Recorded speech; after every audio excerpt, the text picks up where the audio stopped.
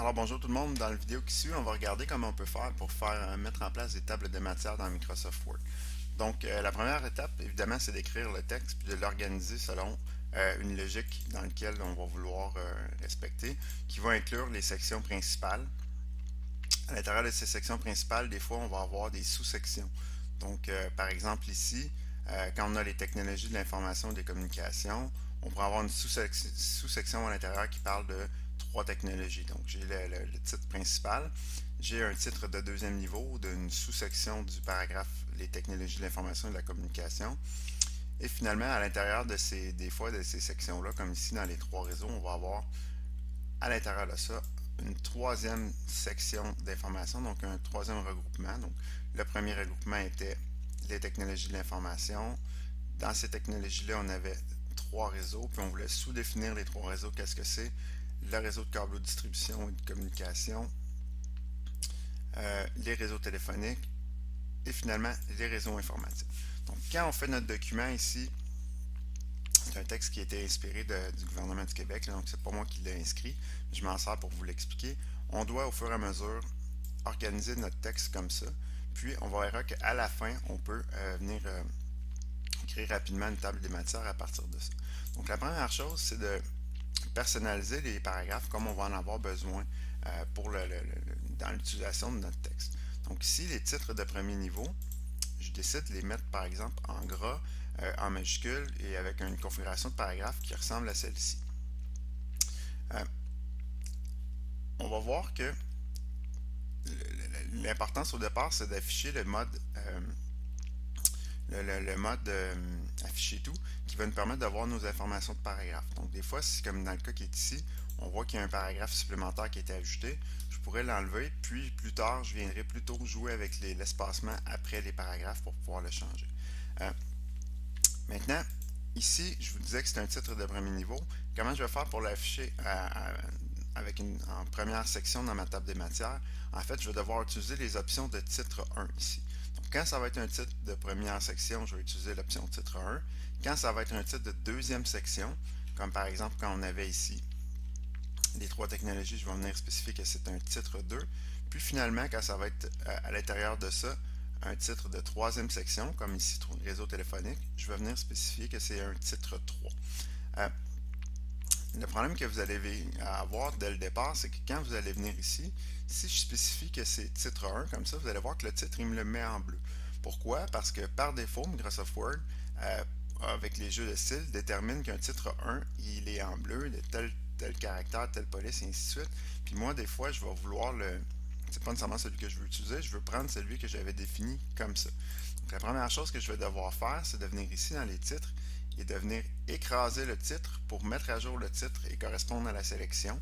Puis qu'est-ce que ça va faire? Si j'utilise l'option qui est ici, donc je suis allé me positionner sur titre 1, j'ai fait un clic droit et je fais mettre à jour le titre 1 pour correspondre à la sélection.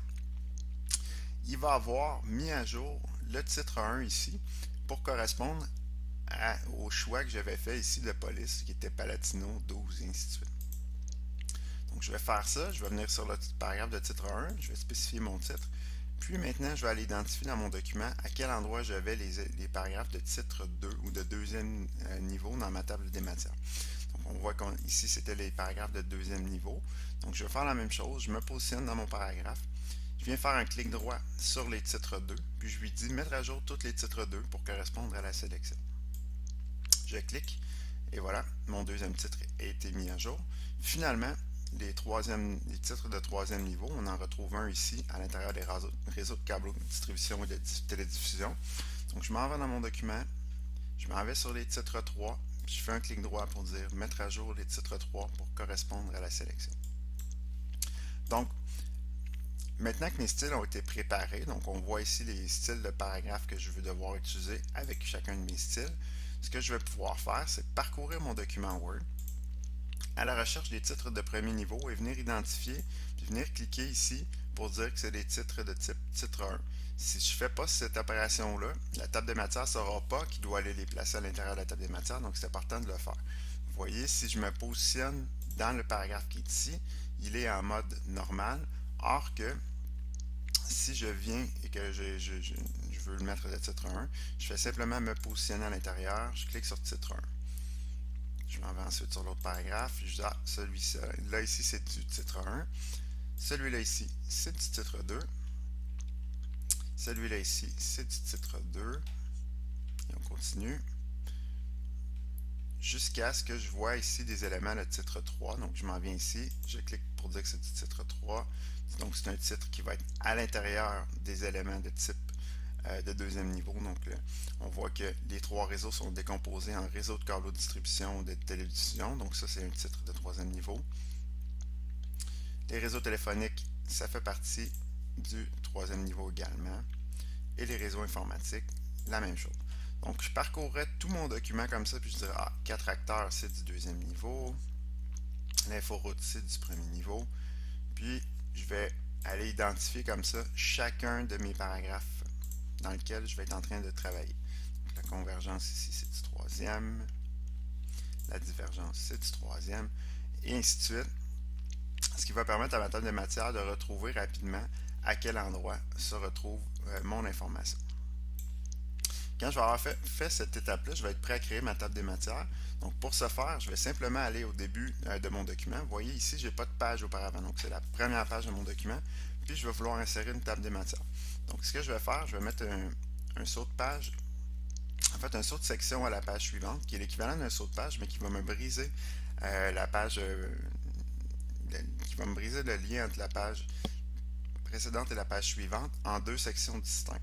Si je fais un saut de section page suivante, ça va me donner l'avantage que ici, je vais avoir la page de ma table des matières, puis elle va avoir sa propre section. Donc, je vais pouvoir par la suite ajuster tous les paramètres que je veux en lien avec ma table de matière et en lien avec la page ou les pages qui sont reliées à ma table de matière. Puis à ce moment-là, je vais avoir la possibilité de faire ce que je veux. Donc, je vous conseille fortement de mettre une section propre à votre table de matière, ça va être plus simple. La prochaine étape maintenant, ça va être d'écrire table de matière. Donc, je vais mettre un saut de paragraphe comme ça. Puis, il va me rester qu'à générer ma table des matières.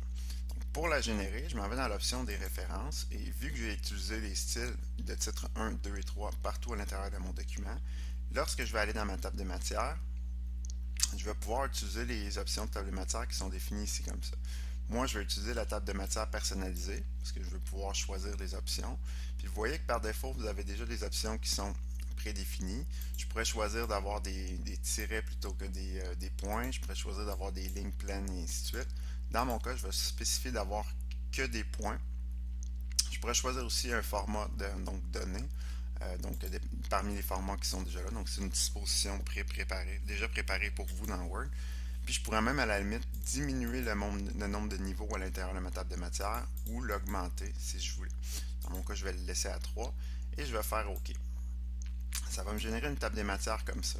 Il reste juste un seul petit élément. Regardez ici, là, la table des matières, il me l'a inclus à l'intérieur de ma table des matières. Donc le titre qui est ici, il me l'a inclus à l'intérieur de ma table des matières. Pourquoi ça le fait ça? En fait, c'est que le paragraphe qui est ici disposait par défaut d'un style de type titre 1. Donc, si je veux enlever cette option-là, je vais venir faire normal. Donc, je vais venir appliquer le paragraphe table des matières ici, le style normal. Puis, ce que ça va faire, c'est que quand je vais reconstruire ma table des matières, parce qu'on voit que lorsque j'ai ma table des matières comme ça, je peux faire un clic droit, puis j'ai la possibilité de mettre à jour les champs. Il va me proposer de reconstruire la table, donc mettre à jour les numéros de page uniquement, qui va juste mettre à jour les numéros de page, ou de mettre à jour toute la table pour reconstruire ma table des matières. Donc, étant donné que j'avais cliqué dans le titre ici, puis qu'au départ, il avait été identifié comme étant le type titre 1, et je l'ai ramené le titre normal, la table de matière s'est reconstruite, puis à ce moment-là, elle n'a pas inclus la table des matières. Pourquoi? Parce qu'il est maintenant de style normal, donc il n'y a pas besoin de l'inclure. Il me reste peut-être juste à faire un petit peu de paramétrisation donc pour mettre ma table des matières selon le format que je voulais avoir. Puis à ce moment-là, j'ai la possibilité de créer une table des matières rapidement comme ça. Donc vous voyez ici, il m'a mis selon cette disposition-là les titres de premier niveau, les titres de deuxième niveau ici, puis à l'intérieur des titres de deuxième niveau, il m'a mis mes titres de troisième niveau, donc les titres 3, les titres 2 et les titres 1. Donc j'espère que ça vous a aidé. Si vous avez plus de questions, n'hésitez pas à venir me voir. Merci beaucoup et bonne journée.